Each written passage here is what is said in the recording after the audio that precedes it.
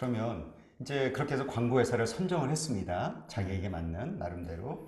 근데 이 광고 회사를, 광고 대행사를 잘 활용해서 좋은 결과물을 받고 싶어요. 네. 어떻게 클라이언트 입장에서 이 뭐라 그럴까 광고 회사 그 활용법이라고 할까요? 이런 건 어떤 게 있을까요? 아, 이것도 또 어려운 부분이지만 이거 좋아요. 광고회사에서 클라이언트 입장에서 광고회사 활용법 이런 책 있으면 저 살 것 같아요. 네. 네. 제가 광고주로 이렇게 살아본 적은 없지만 네. 그래도 가장 그 좋았던 광고주분들을 떠올려 보면 명확한 기준을 갖고 계세요. 그러니까 그 기준이라는 것이 다 좋게 해주세요. 다 성공하게 해주세요라는 모호한 표현이나 욕심이 아니라 네. 지금까지 이렇게 해왔는데 이번엔 확실히 이렇게 가보고 싶다라고 하시는 니즈가 정확히 있고요. 네. 그리고 그러한 부분이 정확하고 세밀할수록 광고회사가 오히려 움직이기가 좋아요. 왜냐면 처음부터 모든 것들을 다 고려하고 가기에는 사실 에너지 소모도 굉장히 그렇죠. 크고 하면서 중구난방 뭐 산으로 갈 확률도 있거든요. 네. 근데 이제 기업 마케터 담당자분이 정확한 좌표를 찍어주시면 거기에 따라서 일사불란하게 움직일 수 있는 게 또 광고 회사고요. 네. 또 만드는 과정 중간중간에 조금 모호한 포인트가 있을 수 있어요. 아, 좋은 것 같기도 아닌 것 같기도 하고라고 고민될 때는 광고 대행사를 믿어주시는 것도 좋은 방법 같아요. 네. 왜냐면 어차피 반반이라면 네. 만드는 사람의 사기를 올려주는 것이 더 좋은 결과물이 나올 수 있거든요. 근데 정말 잘못됐다고 하면 그거는 말을 해줘야 되고요. 네.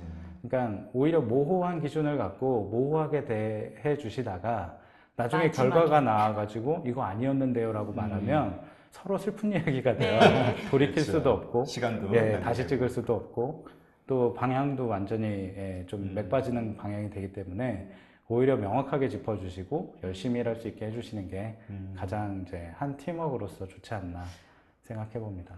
그러면 말씀 주신 내용으로는 클라이언트가 의뢰를 하기 전에 네. 이미 어느 정도 기획회의가 끝나 있는 상태가 가장 좋겠네요. 네, 그러니까 마케팅에 대한 방향성은 어느 정도 정해져 있고 예산이나 스케줄 같은 것도 명확하게 잡혀 있는데 여기에 어떠한 이제 아이디어를 담아서 표현할 수 있을까를 고민하실 때 그때가 가장 이제 연결이 좋죠. 근데 이제 처음부터 고민하자고 하면 그것도 할 수 있어요. 할 수 있는데 그랬을 때는 정말 한 팀처럼 움직여 주셔야 되고 또 어느 정도는 믿고 맡겨주신 부분도 있었으면 좋겠다라는 거죠. 네. 저 하나만 더 질문 드려도 될까요? 네. 처음부터 같이 움직였을 때와 어느 정도 기획과 네, 네. 그다음에 예산과 혹은 기간까지 편성이 다 끝났거나 아니면 네. 준비가 되어져 있는 상태에서 비용 차이가 있을까요? 일단은 예산을 말씀을 해주시고 시작하세요. 그래서 대행사들도 거길 물어봐요, 먼저. 네. 왜냐면 서로에 대한 기준이 그렇죠. 다를 수 있거든요. 예.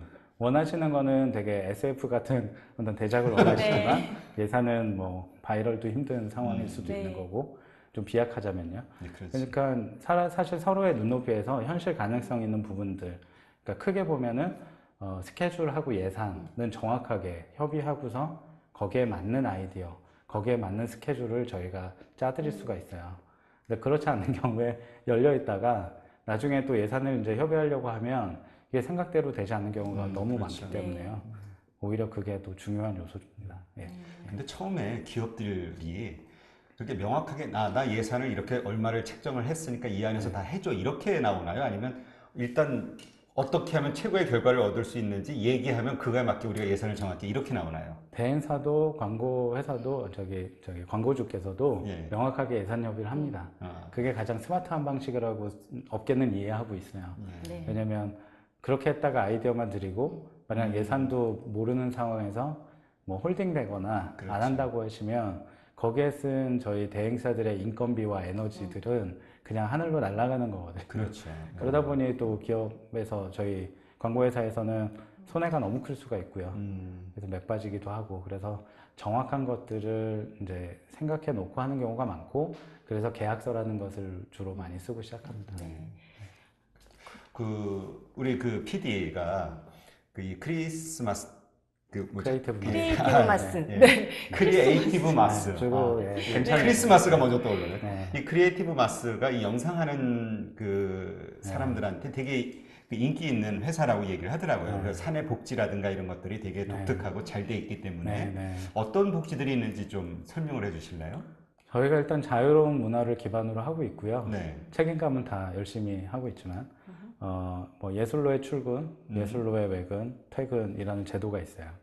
그러면 이제 극장에 출근을 해서 다 같이 영화를 보고 일을 시작한다든지 아니면 전시회가 있는 곳에 다 퇴근을 해가지고 보고서 이제 저녁 식사를 맛있게 하고 헤어진다든지 이런 것들이 꽤 주기적으로 있는 편이고요. 네.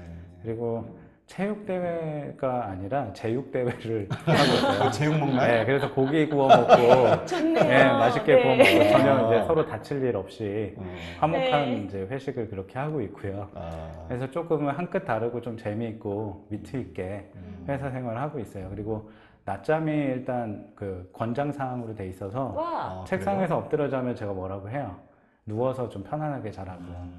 잠깐 자더라도 좀 에너지를 확실히 좀 충전하고서 일하는 게 효율적이니까요. 네. 그래서 아예 이제 펼쳐놓고 잘 수 있는 곳도 만들어 놨습니다. 네. 이렇게 세세하게 이렇게 그 직원복지에 신경을 네. 쓰는 이유가 따로 있을까요? 인생을 같이 살고 있기 때문이에요. 그리고 행복했으면 좋겠어서. 저도 어차피 뭐 큰 욕심이 있다기보다는 광고를 정말 잘 만드는 맛집 같은 곳이 되고 싶고 네. 거기서 일하는 사람들도 활기차게 즐겁게 일을 하고 싶은 건데요. 그것이 이제 기반이 되려면 하루하루 일상이 행복해져야 된다. 그리고 그것이 합쳐져 있을 때 우리가 인생이라고 말할 수 있는 게 완성이 되듯이 그래서 좀 재미있었으면 좋겠다라는 생각하고 있어요. 근데 저희는 아직 스타트업이니까 조금 더 일을 더 열심히 해줘야 되는 것도 있기 때문에 네. 즐거운 문화가 있지 않으면 사실 좀 힘들 것 같아요. 그래서 인재들 채용하는. 예, 그런 것도 있고요. 그리고 또 오래 같이 일을 해주려면 제가 오히려 그런 부분을 더 노력하지 않으면 안 된다는 생각도 있고요. 네. 네. 그렇군요. 저 취업하고 싶습니다. 아, 네. 회사 문 네, 닫고. 네, 저 취업하고 싶어요. 네. 같이 오시면 네. 그런데 반갑습니다. 저처럼 취업하고 싶은 분들이 아마 분명히 지금 굉장히 많이 보고 계실 것 같거든요. 네. 네.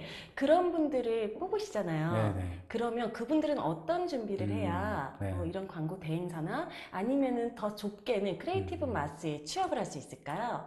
저희는 일단 책임감 되게 중요하다고 했었죠. 그리고 광고를 좋아해야 돼요.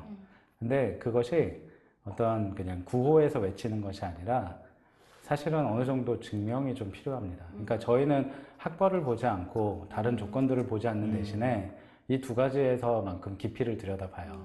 그러니까 이를테면 저는 책임감이 있어요 라고 했는데 한 번도 아르바이트를 해본 적이 없다거나 아니면 전 광고 너무 좋아해요 라고 하는데 공모전 한 번 나간 적이 없다거나 이런 친구들은 사실은 이제 감정적으로 그냥 입사하고 싶다밖에 없기 때문에 저희도 사실 평가할 수 있는 기준이 거의 없어요.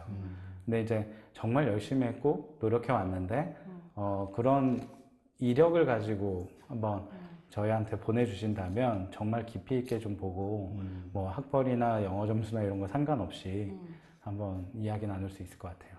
네. 그렇군요. 그러면 결국에는 채용하실 때 가장 중요하게 네. 보는 거는 얼마나 성실한지, 네. 네, 그리고 또 광고에 대한 애정이 높은지 네, 이 정도라고 네. 정리할 네, 수 있을 것 네, 같은데요. 네, 맞아요. 네.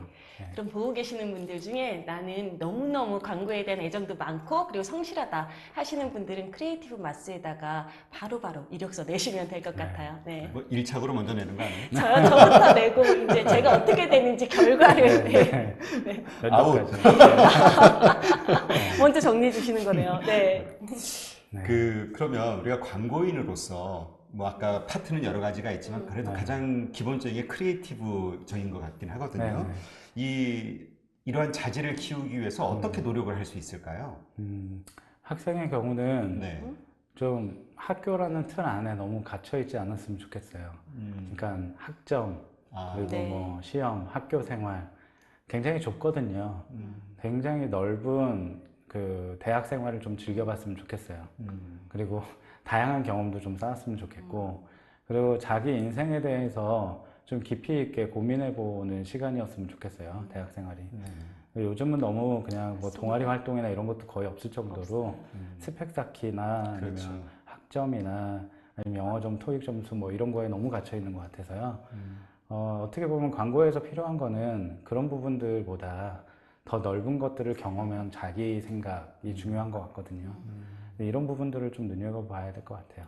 근데 그렇게 네. 하다 보면 그러니까 결국 뭐라 그럴까요? 그러니까 그런 다양한 활동을 해봐야 되는데 네. 보통 이제 학점 관리를 하잖아요. 네. 그 광고 회사에 취업할 때 학점은 그렇게 보진 않나요? 중요하지 않나요? 오히려 학점만 되게 높고 다른 예. 활동이 없는 네. 친구들보다 그냥 아. 학점이 좀 낮아도 예. 여러 가지를 되게 호기심 있게 경험한 친구를 더 높이 사요. 그렇군요. 하지만 학점도 성실함의 척도기 때문에 네. 너무 낮으면 거의 포기 상태여서 졸업만 겨우 했고 뭐 물론 그런 것도 창의적일 수 있겠지만 네. 예, 어느 정도는 좀 기본은 하는 건 좋겠다. 왜냐하면 전방위적인 성실함 안에 학점은 또 필요한 것 같아요. 네. 근데 그렇게 얘기하시니까 궁금한데요. 네네. 그 기본적인 학점은 받아서 그 생각하시는 기본적인 학점이 몇 점이에요? 그래도 한 C 플러스나 B 정도는 받아야 되지 않을까요? 그럼 커트라인이 높지 않은데요? 아, 예, 네. 예. 하지만 요즘 이제 학생들이. 그거 F만 아니면 됩니다. 네. 하지만 이제 그것을 왜 그 학점이 나왔는지 납득할 수 있을 정도의 다양한 경험이나 좀 열정적인 한 분야에 좀 빠져 있었다든지 그걸 좀 설명할 수 있는 게 있으면 당연히 납득할 것 같아요. 그렇군요. 공부만 열심히 한 건 아니구나라고. 네. 그럴 수 있겠네요. 네, 진짜. 근데 학점만 낮고 뭐 아무것도 없다면 그러네요, 우리는 진짜. 그냥 성실하지 않다라고밖에는 볼 수 없는 거죠. 지금 그러면 이제 앞으로 이 광고 분야, 네. 아까 말씀하신 것처럼 이제 점점 뭐 1인 미디어니 뭐니 해가지고 채널들도 다양화돼 가고 좀 작아지고 있잖아요. 네. 이러한 그 상태에서 직업으로서의 그 미래가 어떨 거라고 예상하세요? 사실 뭐 4차 산업혁명 시대고 네. 디지털은 계속 기술적으로 발전하고 있고 그렇기 때문에 인간이 뭔가 좀 더 소외되고 기술이 더 발전하고 이런 시대라는 것들을 다 예측해 볼 수 있는데요. 네. 그 중에서도 가장 중요하고 우리가 절대로 사라지지 않는 것, 그것은 이제 사람의 마음을 제대로 이해하는 것, 아이디어를 내는 것, 그리고 소통에 대한 것, 이런 것 같아요. 그러니까 오히려 이런 부분들을 하나의 기술로서 습득할 수 있다면 그가 광고에 대한 전문성이 있는 텃밭이 마련돼 있다라고 볼 수 있을 것 같거든요. 그래서 이모션이라는 단어 안에 모션이 들어가 있다라는 것은 정말 우연이 아닌 거죠. 그래서 그런 부분에 있어서 사람을 움직이고 좀 감동시킬 수 있는 그러한 소양과 아이디어를 가지고 있는 사람이 오히려 더 중요한 시대일 것이다. 그리고 소프트웨어가 더 중요해지기 때문에 사람의 생각과 마음이 더 기술보다 앞설 수밖에 없어요. 그걸 중심으로 움직이는 시대이기 때문에 그래서 오히려 그것을 이해하고 준비하면 더 밝을 것 같고 그게 컨텐츠의 역량이 되고 그것이 영상산업이라든지 광고업의 미래와 직결되어 있다라고 설명할 수 있겠습니다. 그럴 수 있겠네요.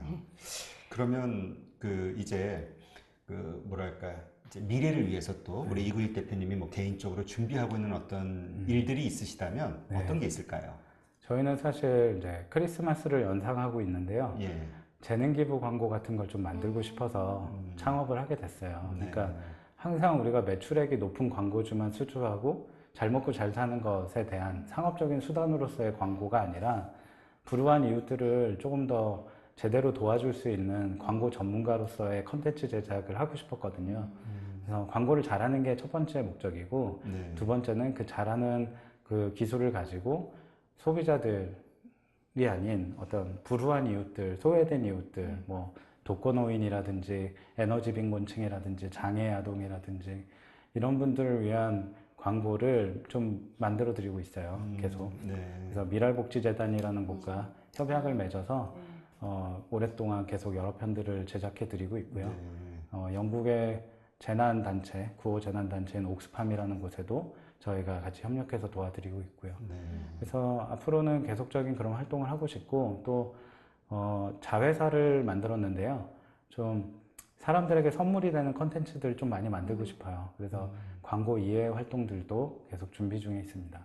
광고 이외의 활동이라면 어떤 게 있을까요? 그러면 영상 컨텐츠인데요. 광고가 아닌 그냥 컨텐츠로서 좀 사람들의 마음을 따뜻하게 해줄 수 있거나 저희가 생각하는 신념 같은 것들을 좀 보여줄 수 있는 그러한 작업들 이런 것들 하고 있습니다. 패션 쪽도 같이 하고 있고요. 네네. 아니, 만드신 광고들이 왜 이렇게 재밌고 그리고 감각적인가 했더니 오늘 이구익 대표님께서 굉장히 매력적이신 것 같아요. 네, 그러니까 만드시는 사람의 감정이 결국엔 녹아드는 게 광고라고 생각하거든요. 네. 고맙습니다. 오늘 너무 극찬을 네. 잘해주셨는데 더 노력해야 될 것 같고요. 꼭 취업을 좀 부탁합니다. 네. 네. 그러면 이제 오늘 이 방송을 보신 시청자분들께 뭐 추가적으로 좀 더 하시고 싶은 말씀이 있으시다 그러면은 이쪽 보시면서 이야기하시면 네. 됩니다. 세상이 계속 바뀌고 있고 빠르게 변화하고 있고 그 가운데서 좀 치열하다라는 생각이 좀 드는데요. 크리에이티브 마스는 광고회사로서 전문성은 발휘하되 좀 더 구성원들의 행복이라든지 아니면 사회적인 가치라든지 이런 부분들을 좀 중점적으로 키워가고 있어요. 그래서 이러한 사람들과 같이 광고를 만들고 싶으시거나 아니면 함께하고 싶으신 분들은 언제든지 이야기해 주셔도 좋을 것 같고요. 그리고 그러한 문화나 작업물 안에서 좀 더 행복한 그런 일터 그리고 문화를 이끌어 나가는 그런 기업이 되도록 더 많이 노력하겠습니다. 예, 고맙습니다. 네. 오늘 귀한 시간 내주셔서 이렇게 좋은 말씀 해주셔서 네. 정말 감사합니다. 네, 감사합니다. 네. 고맙습니다. 자, 앞으로 우리 회사 이름 다시 한번 취업해야 되는 회사인데. 네, 크리에이티브 맞습니다. 여러분 많이 검색해 주세요. 네, 앞으로 정말 아주 엄청난 성장하시기를 네. 응원하겠습니다. 네, 고맙습니다. 네, 감사합니다. 감사합니다. 네. 네, 오늘 어때요? 오늘 이렇게 일일 MC로 오셨는데. 저 재밌었어요. 아, 그래요? 네. 너무 막 본인이 궁금한 게 많아가지고. 네. 호기심이 광고인에 맞는 것 같아요. 너무 호기심이 그런 것 좋아가지고. 같아요. 예. 예, 하여튼 오늘 수고 많았습니다. 네. 자, 다음 주 출연자를 좀 소개시켜 드릴게요. 다음 주에도 참 흥미로운 분이 출연하시는데요. 한국 M&A 센터의 유석호 대표입니다. 아이디어 뱅크로 아주 유명하신 분인데 한국의 돈키호테라고도 불립니다. 코스닥 상장회사 대표였다가 매각한 다음에 직접 또 스타트업 창업도 하셨고 미국 벤처 캐피탈 쪽에 한국 지사장으로도 근무를 하셨어요. 그 다음에 이제 한국 M&A 센터를 설립하고 스타트업 기업들의 M&A를 활성화하기 위한 여러 가지 작업들을 하셨다가 지금은 이제 블록체인 업체들의 가상화폐 ICO라고 하죠. 상장하는 컨설팅을 주 업무로 하고 있다고 합니다. 요새 블록체인 이야기가 아주 화두가 많이 되고 있는데요. 폭락해가지고 이 부분과 관련해서도 많은 이야기를 좀 나눌 수 있을 것 같습니다. 다음 시간도 기대해 주시기 바랍니다. 감사합니다.